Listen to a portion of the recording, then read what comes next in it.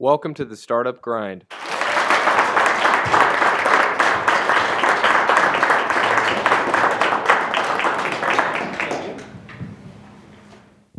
Isn't the audience great? Thank you all for being here tonight. David, thanks for having me. You're welcome. And Nick, thanks for the laughs, wherever you are. There you are. This is your first time to East Lansing? This is my first time to East Lansing. What do you like better, East Lansing or Detroit? Is this a trick question? There's only one right answer. I like it better than Ann Arbor. Does that count? Look at this. She's a crowd pleaser. That standing ovation is nice, huh? That's great. Thank you. And here at Startup Grind, we like to get to know the stories behind the entrepreneurs. And we think it starts way back when you're a little girl in the city of New York or a farm or wherever you grew up. What was your childhood like? Well, interesting that you mentioned farm. I grew up on a farm in rural Massachusetts, in western Massachusetts. So at a very young age, I was raised very conservatively by my parents and taught the value of work ethic at a young age when we had to milk the cows at 5 a.m. or get the horses ready. So for sure, childhood and enculturation plays a lot into that. I was taught from a very young age about sacrifice and being cost conscious, but also had parallel lives where my family originally was from New York City and Connecticut, so had the benefit of growing up in a very rural environment, but also being exposed to the city and having the opportunity to dream and dream big and really want to build something from a young age. When did those dreams start? If you asked my mother, she'd probably say I was always a dreamer, but I've always enjoyed building things. That was always something that was very core to me. I've always loved solving problems and finding things that I'm passionate about, but also finding people who are passionate about the same things. And what did you want to build when you were thinking about that? Way back when, well, that was probably castles and protecting myself from dragons and forts, but always wanted to change the world. I was always very sensitive when I saw animals dying or looking at individuals who maybe were without families and children, so always wanted to make an impact socially and environmentally. And fortunate that grew up in an environment where the women all had their own businesses despite not having to work, and it was actually my mother who came into my father's life and grew his business and made it profitable. So seeing that example very early on gave me an itch and appetite for entrepreneurial endeavors. It sounds like you had a lot of entrepreneurs as role models when you were young? Yes, many family members, in fact, probably more entrepreneurs than those who worked in corporate America. So that set the stage at a very early age and felt inspired and impassioned to want to build something in my own life that I could really gain a lot of pride from and feel that that was my life's work rather than just work. And did you carry any lessons forward from childhood that you use today? My team actually recently said, do you tell your mom all the times that you quote her? So we do. We have, all of us do in the company, we have mantras that we really carry forward in the work environment. My mother has always said, no doesn't mean no, it just means negotiable. And so this idea of polite persistence and never taking no for an answer. And my father always said, you are your own counsel, and to really draw on your own experiences and to rely on your intuition. That's very cool. And when was the first, did you have any jobs when you were young? Or any businesses? The typical ones, selling lemonade on the side of the road and finding things in the house that I thought my mother would never miss and selling them to passerbyers. But yeah, I would say those were the main two at a very young age. But working on a farm doesn't give much time outside of feeding off of the land and caring for the animals. And when did you know you were going to have your own business? I would say really after college. I wrote my thesis on the reduction of carbon emissions in the Kyoto Treaty, and so I always had this passion for solving urban landscapes and looking at the lens of carbon reduction, emissions, and seeing what could be done to really make an impact on the way that people travel together, but also in how we can build a better future. So you wrote your thesis on carbon emissions, and then you graduated, and then you started Split? Not right after. I definitely paid my dues in corporate America. I thought that I wanted to be a lawyer, so took the LSAT, got into law school, ended up working at a law firm for quite a few years and deferred tuition, and then ultimately went back to business school and studied advanced economics, at which point dropped out early and had a really great opportunity to land Bombardier as my first client, and convinced all of the polo clubs across the country that they needed to adopt sponsors into their program, just like golf and tennis had long adopted this idea of sponsorship, where for a polo season, each polo patron spends about $3 million on all of their players, and it's a very high net worth environment, but they were without any sponsors for these polo matches. So convinced Bombardier and then Cartier and Fraser Yachts and a lot of other brands decided to join and created strategic events and partnerships. And then 2008 hit, and that forced me to really rebrand the business that I had set out to build, and that's when I started working with small cap firms, real estate firms, and law firms, and ultimately ended up building a real estate company and an investment acquisition firm, which I was fortunate to sell, and that's how I could bootstrap this company, Split. I think you just glazed over a pretty major event, it sounds like. You went from sponsored polo to real estate in Yes. 2008. And that's where, in just looking at being nimble and also paying attention to the market, sometimes what we set out to build and what we're passionate about isn't always in line with the market, certainly not in 2008. So it really requires you to be flexible and not too emotionally attached to any one idea, that you can't see the bigger picture and be able to build beyond just the current dream of the here and now. So yes, 2008 was the sinking Titanic for many of our companies. Yeah, so how did that pivot work if you dive in there? I mean, I imagine you just didn't, one day you're selling sponsorships, the next day you're selling real estate. Well, you asked about building businesses, and at the time when I had my luxury marketing company, I always had some sort of other business to hedge against my pursuits, especially in New York City. So I had 10 different real estate apartments that I would sublease to oftentimes vacationers coming from overseas.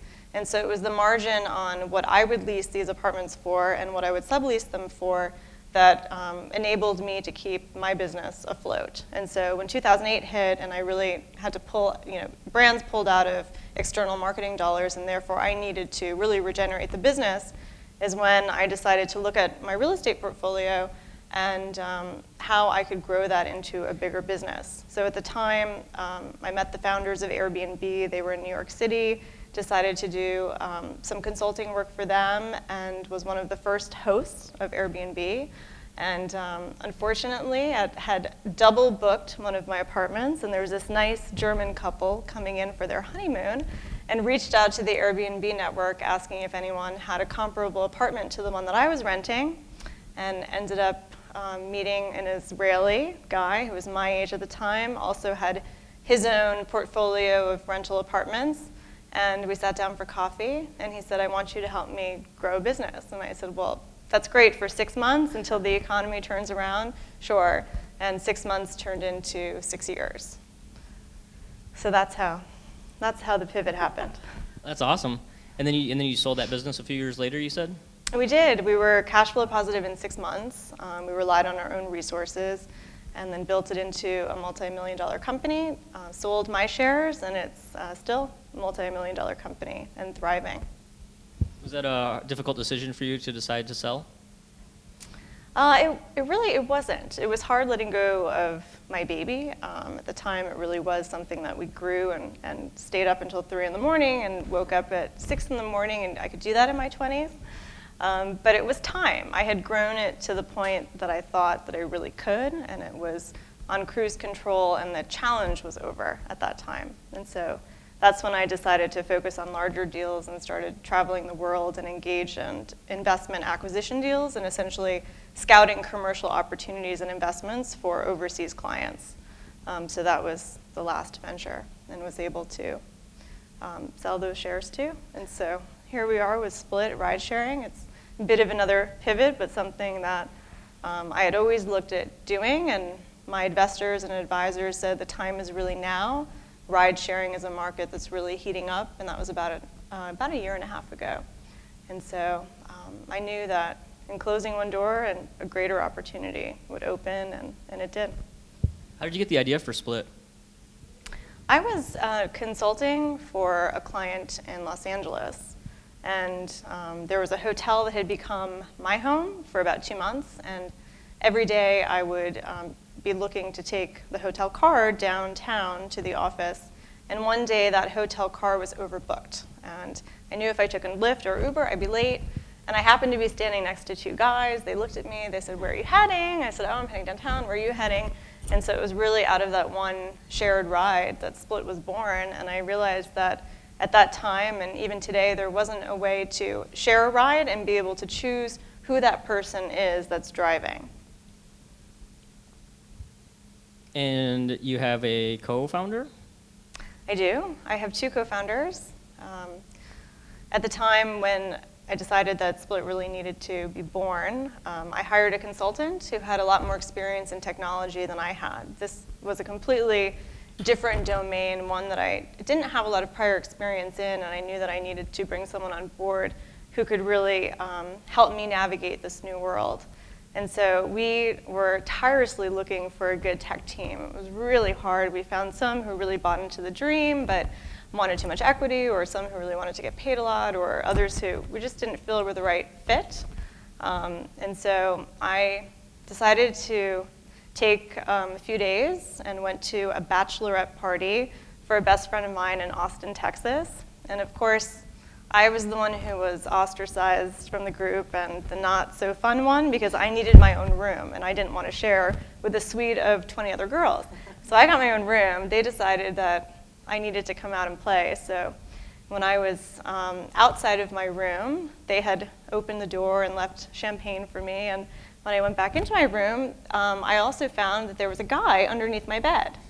And total stranger in my room. And I, who are you? And, well, apparently they had not only brought me champagne, they had stolen the emperor's bachelor hat that became the iconic symbol of the bachelor party across the hall, who we didn't know. And so then I found out he was in technology, and I said, well, stay under my bed, let's talk options. That's got to be the weirdest co-founder story ever. Techstars loved it. I think it's the reason we got in secretly.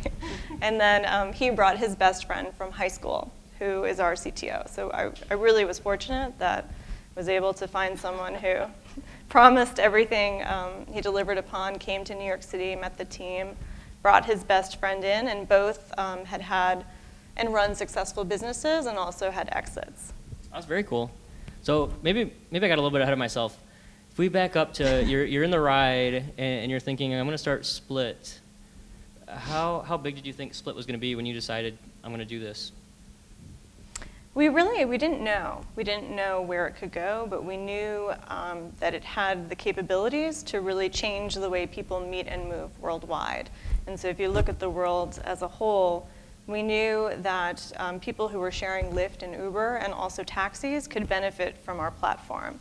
That, at the time, was a very consumer-facing product and one that was very different from what we have today. And thanks to Techstars, they really saved our business model and gave us insider tips that without which we may not be alive today. But I might be jumping ahead in your questions. Today, how big of a business do you think it could be? Big, now really big. We have good, solid financial projections. You think like unicorn big, or?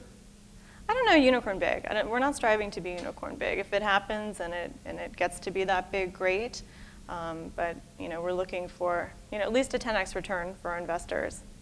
But it's hard. A lot of these unicorns, they're horses with horns. When you go to build a multi-$100-million business versus the other businesses you built, did you approach that? Are you approaching this one differently than other ones?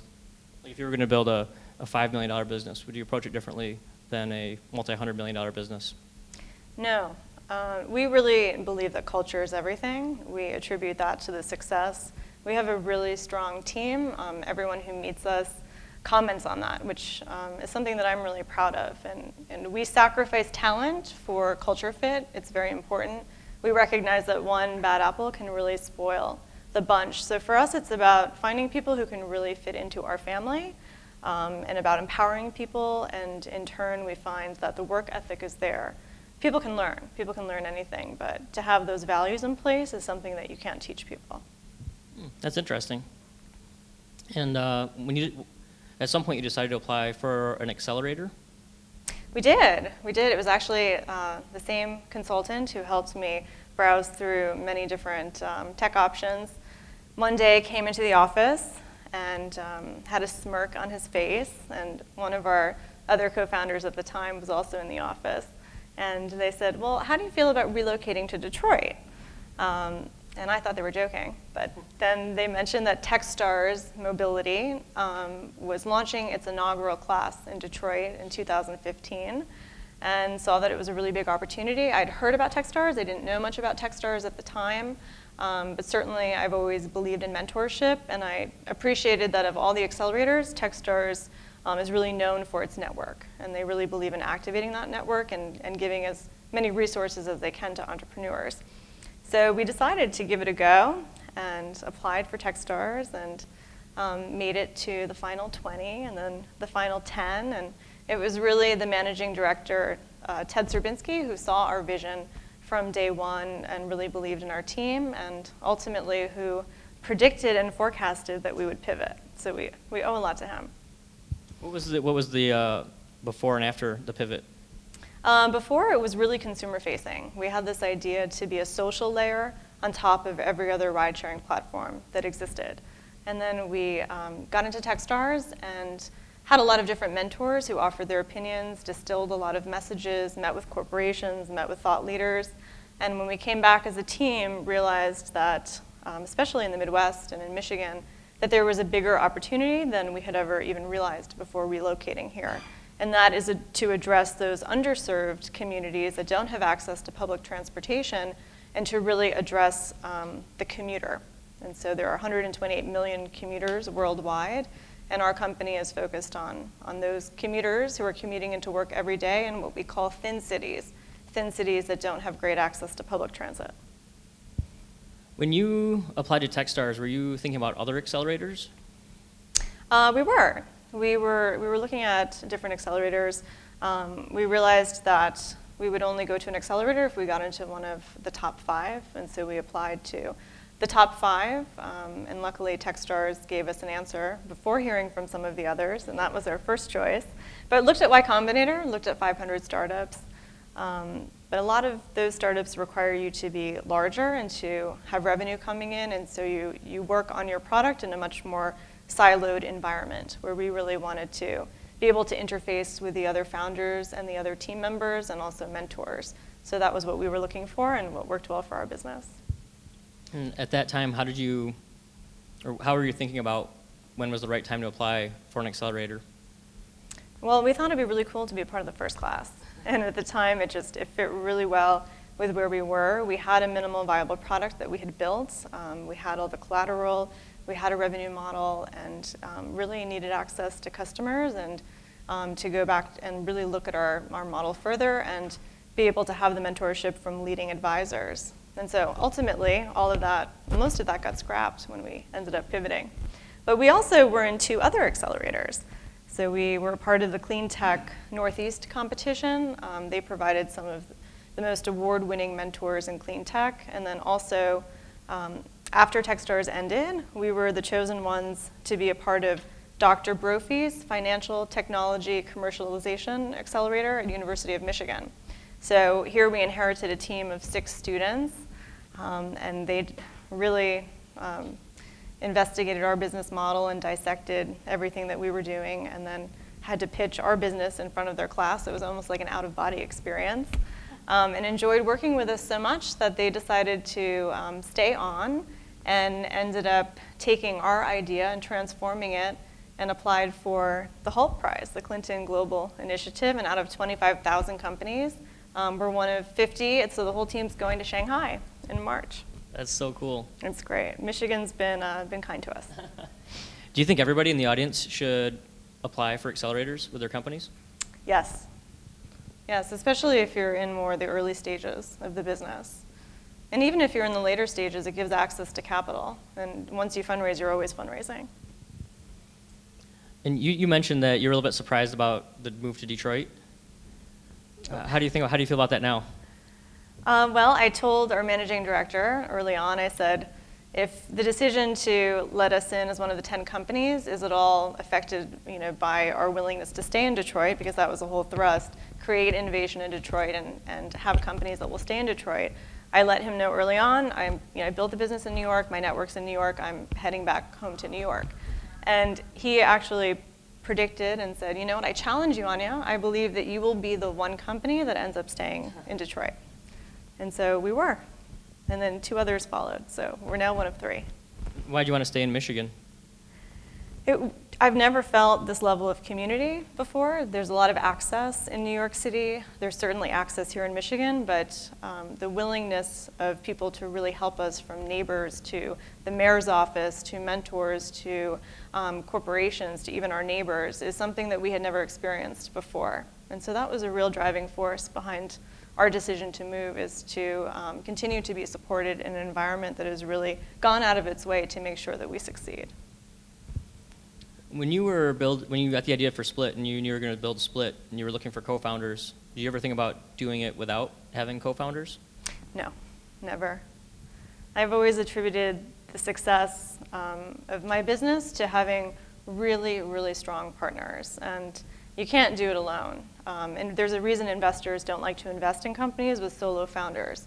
It's really good to have other people who bring ideas, who bring innovation, who bring a different mentality, different cultural background. We have a very diverse team, which I'm really appreciative of.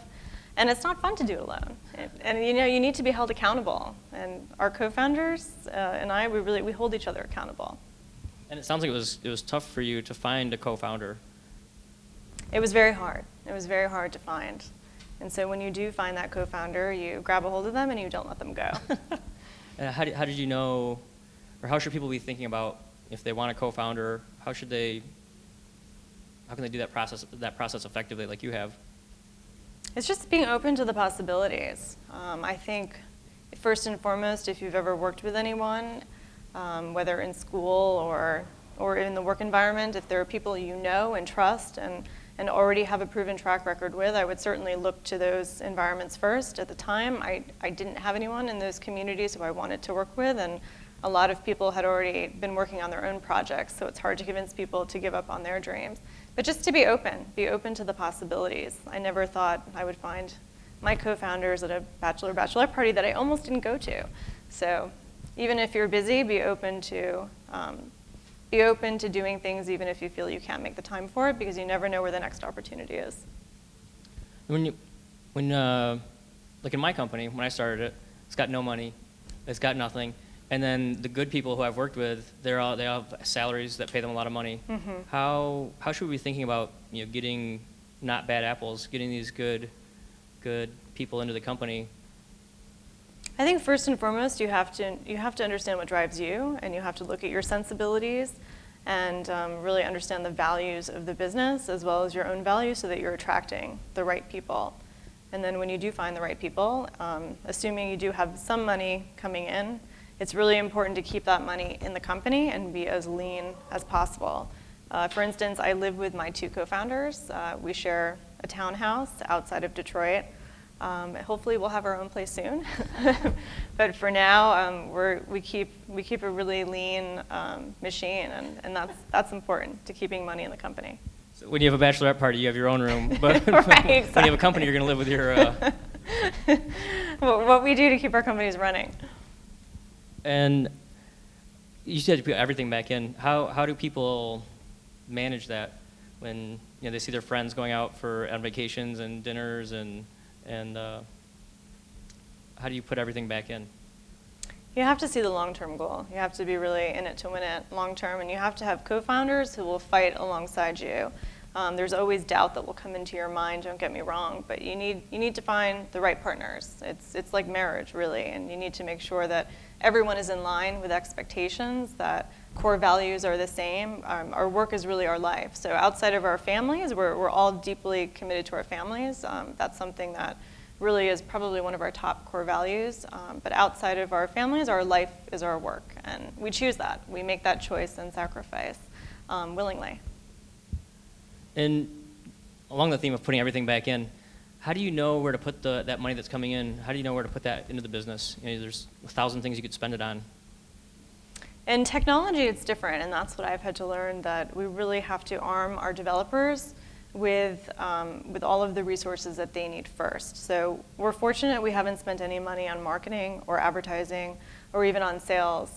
All of our current customers have come because of inbound requests, and so we haven't had to spend in those categories that I'm used to spending on. But development is very, very taxing on the business in terms of cost and resources. So being able to find co-founders who are willing to take equity and below market pay is something that has really saved our team and enabled us to put any additional money we have into platform integrations or additional resources that the tech team needs. Oh, you've got an impressive customer list, and you're doing that with no spend. It's really Techstars. And we really credit Techstars, as we wouldn't be here. Well, it was our managing director who introduced me to you, but outside of that, we're fortunate that we have an inbound pipeline now of 80 customers, and that's been a direct result of having the credibility of Techstars and also from our customers being really satisfied too. So word of mouth, and that's really king. When you were building Split, you had a big pivot while you were within Techstars. Did you think about giving up and turning it off? No, we never thought about giving up. We had moments of doubt and moments where we questioned the pivot initially, and as long as our vision was the same, which it was changing the way people meet and move worldwide, we could justify the pivot because the vision stayed the same. It was just our product changed slightly and our consumer changed from those in the B2C world versus B2B. And mentors really respected the fact that we really owned the pivot and we could justify the pivot, and that was important. How do you think people in the audience should be thinking about whether to continue on, pivot, or stop? It's important to get out and talk to as many people as possible. That was something that we learned. Oftentimes what you think you're building and what people actually want are not in line, and so we interviewed about 300 different employees across Michigan to really understand what they want, and looked at the product market fit, did a lot of research, talked to a lot of people, had a lot of great mentors. And that was an essential element of where we are today. Do you think people should just go out there and just talk to as many people Talk as they to can? everyone, outside of your family and friends, for sure. How did you get your first customer? Our first customer, we actually opened up the doors to Techstars and had all of the corporate partners come in and have since landed customers as a direct result of that. But it was really our hustle that landed our first customer. We had a demo day in front of about 2,500 people at the Fillmore, and I read up about DTE Edison, and I saw that their mission is really to be a force for growth and change in the community, and that's something that we really stand for.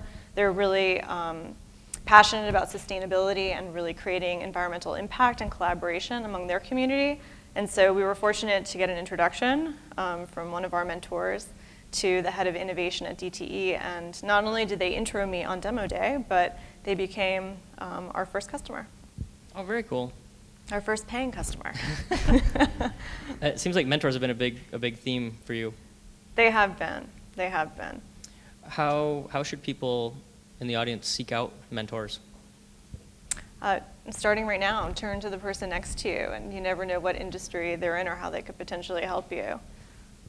And if you find those people who you think could really drive your career path forward or your life or your business, make sure that you keep in touch with them. And that is something that we've learned at Techstars and not something that we've always been great about in the past. And so Techstars actually enforces that we send out weekly mentor updates. Now that we're outside of Techstars, we send out about bi-weekly mentor updates, keeping our stakeholders up to date with what we're doing and really making them feel a part of the process. So let me break that down. You just find somebody, and then you like latch onto them, and you're sending them an email every week on what you're doing, and they don't have equity in your company? The mentors don't, but advisors do. And that's how we distinguish between the two. But mentors, we have found in Michigan, it's different. In New York, you have to knock on their door, 20 times because they're so used to being asked by so many people. But in Michigan, we have found, maybe especially since we're the first class as well, that leading professionals really want to help. And that was really disarming for me. I couldn't believe that people really genuinely wanted to help. But they do, and that was something, especially if their interests were in line or their professional background or experience could lend a hand, then they really wanted to help as part of contributing to their legacy too.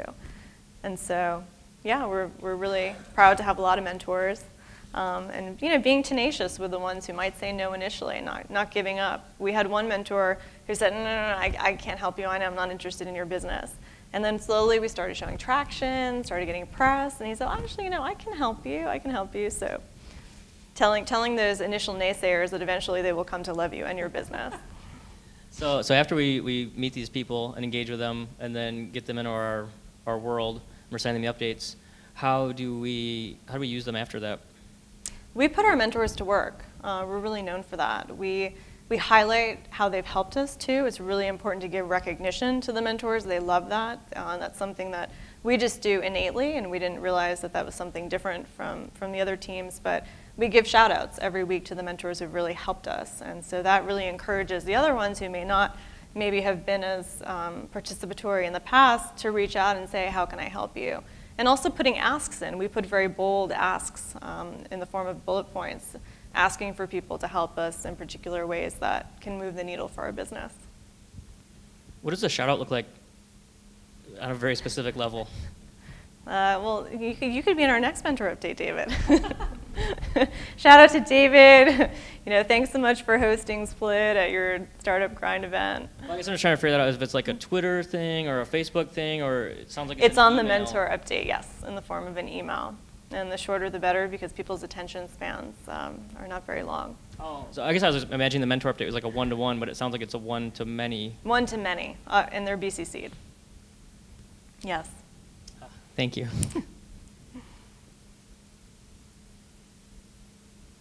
Have you ever had anything really lucky happen that changed your business?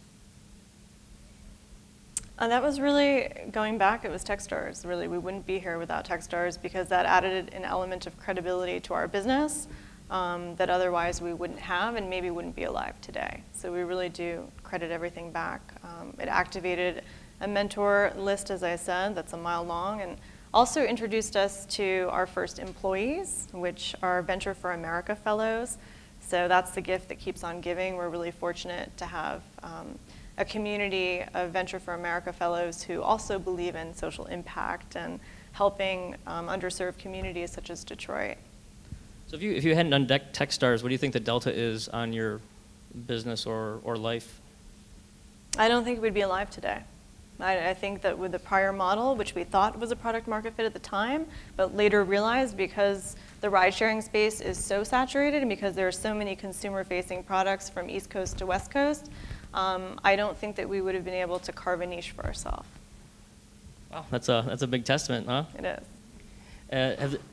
On the not so happy end of things, has there ever been anything unlucky that's happened that changed the course of your company? Techstars was really demanding in terms of time and acceleration. They accelerate in a year and a half what you accomplish in essentially 3 months. And so about halfway through, not only did we pivot and have a lot of time constraints and new deadlines imposed upon our business, but we also had an initial co-founder get very, very ill, and he had to leave our team. So that was something that was rather unlucky, and really a testament of our team to stay together and to power through, to make it to demo day and to hustle, and still we were the only team that ended up getting paid customers at demo day. So really proud of the team for that. Wow. Yes. So it sounds like in that 3 months it was this crazy pressure, and you got this founder leave. Was that the most stressful time in your whole life? In the life of Split, definitely. It was the most stressful time, and there's nothing like going through an accelerator. I don't think anyone can really prepare you for what is to come. Even as transparent as Techstars is, we didn't understand the unsurmountable pressure until really being in the middle of it. And they say some companies will die and there was a near-death experience with a company. Some companies will merge. Some companies will pivot. And other companies will lose co-founders. Luckily for us, it wasn't by choice, but at the same time, it was still hard to go through.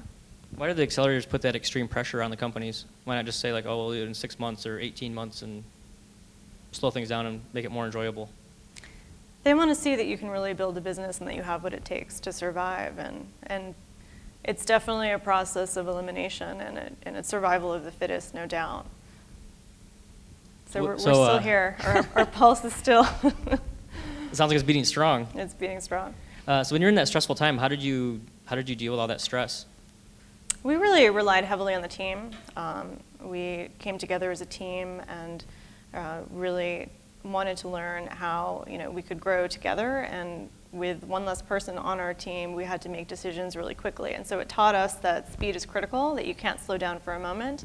And also that we were able to, luckily, find someone else to join our team shortly after who had some experience in ride sharing, luckily, and went to University of Michigan, but from the East Coast.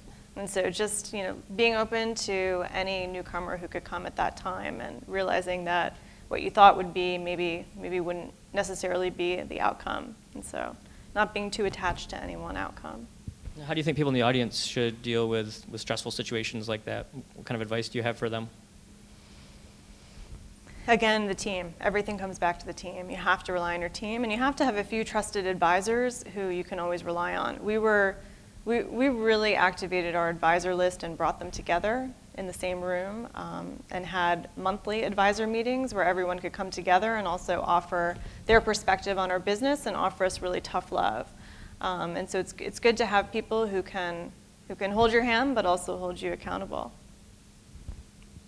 Switching gears, your company's in its second year? About a year and a half now. Year and a half? If you consider the pivot, then maybe 6 months. And out in the audience, we have companies of varying ages. How should the CEO be spending their time of a new company? In that first year, what should the CEO be doing? It's all about relationship building. You want to build as many relationships as you can for the business. It's also about standardization. You really want to build the processes early on and be as organized as possible so that when you are looking toward your second or third year, you can really automate those processes and look at scaling and then look at platformization.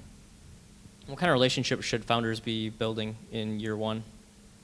In year one, in addition to stakeholders, investors, mentors, you also really want to build strong channel partners and referral networks so that when you do get to year 2 and 3, you can scale much faster. And how does if I'm a company and I have no money and the product sucks, how do I go out and get a awesome channel partner? You have to find those channel partners where you can offer added value to them. You need to find like-minded people in the industry where you can both benefit from separate products, but together you're stronger. And so if you're looking to sell to a particular, for instance, in our case, corporation, or you're looking to sell to an investor, then oftentimes it's much stronger to go in there together than to go alone. And we have seen that firsthand, that we're able to partner with other transportation providers in this space of mobility, and together we can raise more money, and together we can go after more customers. And do you see the CEO's role changing as time goes on?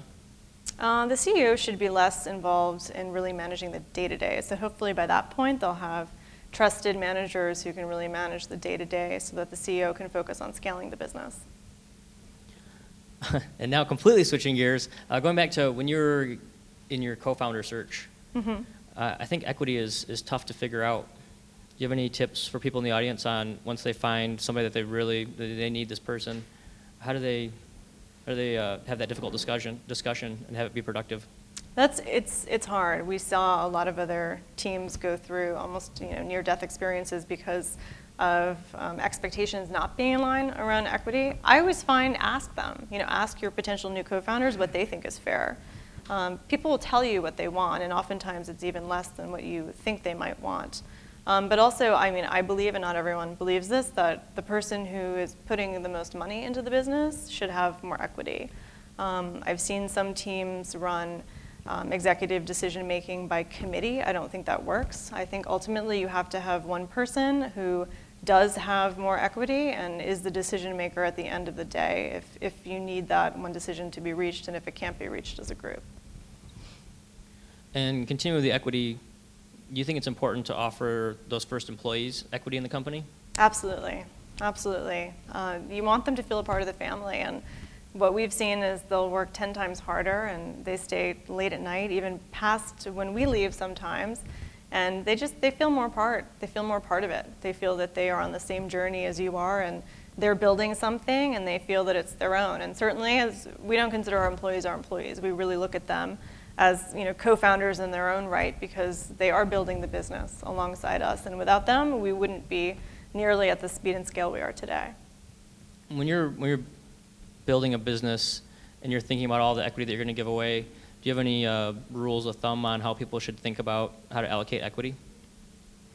Look at the industry standards. I would really encourage that, especially if you're looking at developers, and also look at the whole pie and what you might need to reserve for investors, and make sure that you have enough. What are you most proud of? Most proud of our team. I'm really proud of our team. Really, without the team, it's just an idea. I'm really proud of our team's ability to hustle and to really come together to build something that, hopefully inspires other people, and we feel inspired by each other, and that's the number one thing. Sure, we could be proud of all the press we've had. We've had great press mentions. We've had great nominations. We've had great awards. We have paying customers, but at the end of the day, that pride really comes from our internal team. You mentioned using the Techstars network. What do you use the Techstars network for? We have all sorts of perks with Techstars. We have something called Connect, which allows us to connect with investors. Recently, they added an additional feature where we can see reviews on investors, which is fantastic. We also have the ability to connect with thousands of other founders across the world.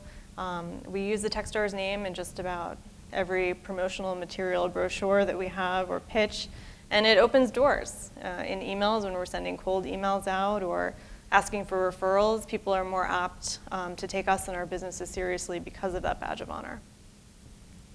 Cool. We are going to open it up for audience questions. So Nick's got a mic over there. So everyone who has a question can go line up over there, and and Nick will handle those questions. And while we're doing that, Anya, what's it like to live with the people you work with? Well, it's definitely different living with guys, no offense. Because we're cleaner and we don't burp, right. Stuff like that. Right. It's been interesting, but I live with two coders, and so give them headsets and give them a cold, dark room, and they're happy.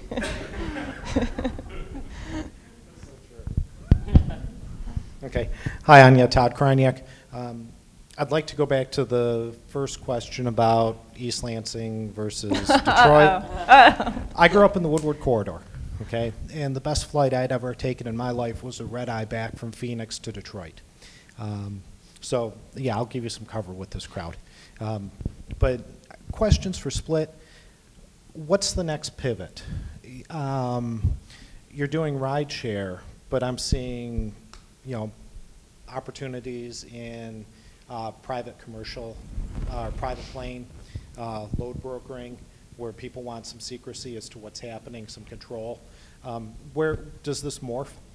That's interesting. When we first looked at ride sharing, we looked at the whole world of sharing and thought, okay, we can build ride sharing for cars, we can build sharing for yachts, and sharing experiences for jets too. At the time, there was no FAA clearance that would allow us to actually go after that industry. But what we later realized is that you have to be really narrowly focused. And in the beginning, we really dreamed big, and we thought outside of just the automobile, but that was probably one of the first early mistakes that I had to learn, that even though I had all these ideas, there's a time and a place, and it's really important to really go deep and narrow in the beginning and to stay narrowly focused on one particular idea. So I wouldn't say that we're expanding out just yet into different modes of transportation that are outside of the ground, but what we are looking at and what is in the roadmap for the future and what we're already starting to implement is not just carpooling for employees, which in our model employers pay for in a yearly subscription, but looking at the world of multimodal options and looking at mobility beyond just carpooling. So that includes car sharing, it includes bike sharing, it includes the first mile solution, the last mile solution, because what we see is that if we're going to convince households to reduce the car ownership to 1 car per household, you have to really create these lily pads where if they're frogs, they can easily jump from lily pad to get around. And so for us, we're looking at partnering with other transportation providers to give access in a much more meaningful way as we look at a reduction in car ownership in the future. I think as I listen, I see much like you've described. You know, you've got anything with capacity, anything with excess capacity can be shared, and I think that ends up being your end game with this more so than the initial drive and branding. I think when you get done, I think there's an opportunity to own the whole choice spectrum of how things move. Exactly. And I think you can put yourself there, and it's a really bad analogy, but with Craigslist, it started with the initial ads, and then everything flows through. And that was ride sharing. That was one of the first ride sharing templates on Craigslist, outside of a corkboard in a break room. Yeah, except it's the whole transportation modal space and Yes. the whole choice spectrum. Okay, thank We you. look at it, it's like Tarzan. You know, we're building this multi-mobility jungle, and you have to make sure that all the bundles are aligned perfectly so that, you know, Tarzan or, you know, can swing from branch to branch easily. And we realize that we can't do that with just Split. You know, it's about forming these real strategic partnerships, you know, with van pools, with other, you know, car sharing platforms, with Verizon, with their auto share platform, where we can really, you know, all build this together, considering the value proposition is there, our dreams are all in line, our patents are all in line, but we can't do it individually. And I think that's where when you look at Uber and Lyft, they're fighting to the death in the consumer world. You know, great for them, they've gone after transportation boroughs and they're really good at fighting, but no one has, in the commuter industry especially, cracked this code. And the reason we believe is because no one has worked strategically in order to build it. And so we see these fragmented services all over the place, and in order to really encourage car reduction, you have to have all of these different providers aligned in a way where people can, you know, take a bike from perhaps a hub where they work to then be able to rent out their fellow employee's car, which is something we're implementing right now, even to looking at corporations where Magna, for instance, we're working with them. They're creating almost a Harvard business case study with us where they have underutilized fleet vehicles that they're paying for, and yet they are reimbursing their employees triple to take off-site business meetings where people are traveling alone every single day. So they're interested in the ROI at the end of the year, and should we be investing in more fleet vehicles? And I believe that's the future, especially we're seeing that out west, which is where companies will be investing more of their resources. Yeah, and I think if you look at China, they're making great headway with Right. ride share, car Yes. share, Candy with the EV car share. It's, you know, but they're able to do it through mandate. Right. And one thing I learned about China was when they say government incentives or incentivized programs, they're not helping you, they're shooting your competitor. And we don't have that ability here, so I'm going to give up the mic now that I've bored everybody to death. We do have CTR credits, but they're only in 5 states. Those are commute trip reduction laws in order where Intuit is fined $1 million if they don't adhere to these regulations. But they're not as strictly enforced, you're right, as they are in China. Don't have centralized. Good question. Excuse me. You talked about building in a group of mentors that can really help you take your business to the next level. You know, thinking about my own business and working with other business owners, we have a certain ego about what it is we are and what we want to accomplish. So what advice would you give to those entrepreneurs out there who want to find mentorships and the attitude that, you know, they can get from that? Does your ego prevent you from asking and seeking advice from others? I think it can. Okay. I'm trying to understand the question. You know, I mean, because I think we as business owners tend to think, like you talked about, we had our mentorships and, we had to do a pivot and, what we thought at first wasn't really, what was really needed out there. What are some things that entrepreneurs can do to understand that their ego is good, but there's also other ways to do it? We've seen in our program alone that ego is really limiting. In fact, it can be toxic to the business in more ways than one. And it's really about letting go of the ego and realizing, do I care about the bottom line of my business? Do I really want to inspire people, or am I going to be limited by my own frame of reference? And so we realized early on that any success we've had as a team in our prior life or this life is because we have, put our egos aside and surrounded ourselves with people who are much smarter than we are in many different areas of our business. And we readily admit that and give credit where credit's due, because at the end of the day, you want to get to where you need to be, and you can't get there alone. You just can't. It's not possible. Ideas are only as good as the people who help us get there to realize them. And the follow-up, that would be, where have you gone? I know you said, talk to the person next to you, they might be a mentor for you, but where have you and your partners gone outside of perhaps the incubator there to find that mentorship? My team teases me all the time. We have Salesforce IQ, which is a really great tracking tool. We're able to really manage all of our customers and our investors, and everyone is able to see the emails that are sent out. And so my team recently said, you picked up another mentor on the Mile High Club. So we have these mentors that really come from trips. I mean, I'm sitting next to some of the most fascinating business leaders in the world, not in first class, who are sitting next to me and opening up a conversation. And it's about starting that conversation too. I wasn't always a conversation starter. And so being open to the people who are around you, whether it's at an event like this, or if it's at your workplace, or even in the grocery store. I mean, just really being open to communicating with someone who's next to you in a way that might feel uncomfortable at first. But some of our greatest mentors have come as a result of those serendipitous moments. For me, mostly the people I'm sitting next to on a plane. Thank you. Hey, thank you for coming out tonight. Could you talk a little bit more about the early days and raising capital? Did you have any experience with VCs or angels or anything before Techstars came along and introduced you to that community, or did you just kind of bootstrap it through until Techstars? We bootstrapped until Techstars. Our company wasn't that far along, so it was really proving out our minimal viable product and seeing that we had a product that we could build that made sense and that we could sell. So it wasn't until Techstars did we raise money. They actually discourage us from raising during the program because it is so stressful and there are so many different requirements that need to be met. So Techstars, with Fontanellis and Verizon Ventures, they contributed $120,000. That was on a convertible debt note. Some VCs, most VCs will prefer to do a priced round, but we're a little early for VC money. That's more Series A, so we're still actually now in the process of raising our seed round. And we've had the most luck going back to family offices in New York City. They don't require as many metrics as some VCs would.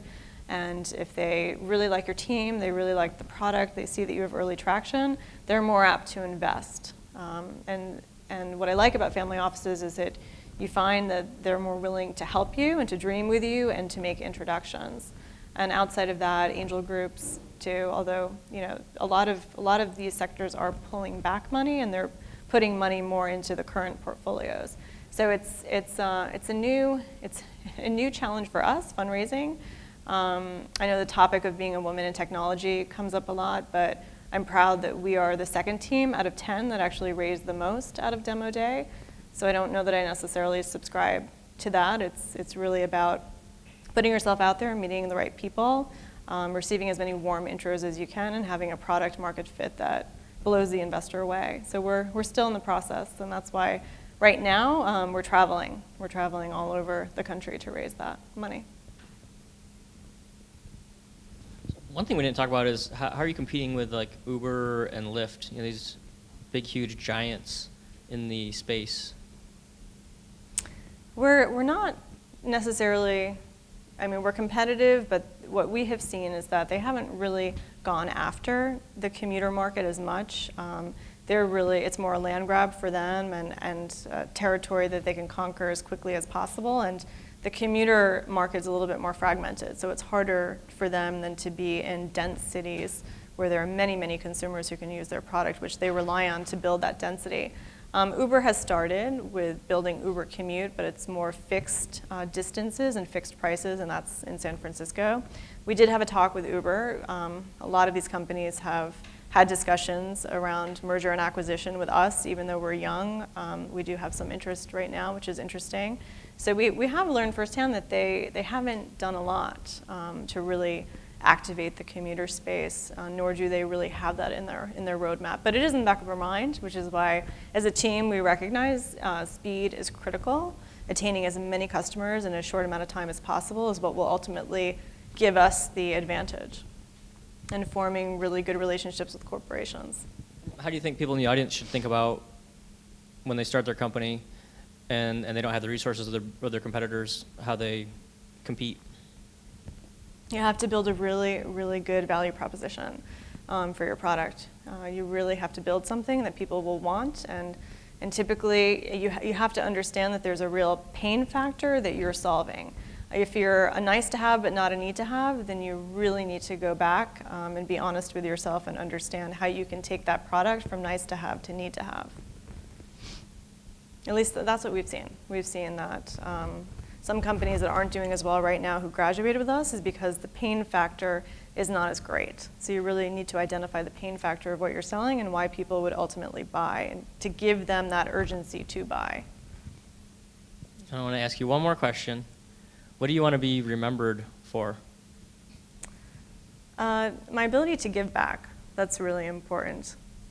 I'm not one to necessarily want to be remembered or written about, but I would like my work to be remembered. Certainly, I don't know that any of us can recall who built the air conditioner, but the work was written about, and the person maybe not as remembered. So building a legacy around my life work and giving back. Thank you very much for spending your time here. Thank you, Sharing. David. Thank you, everyone.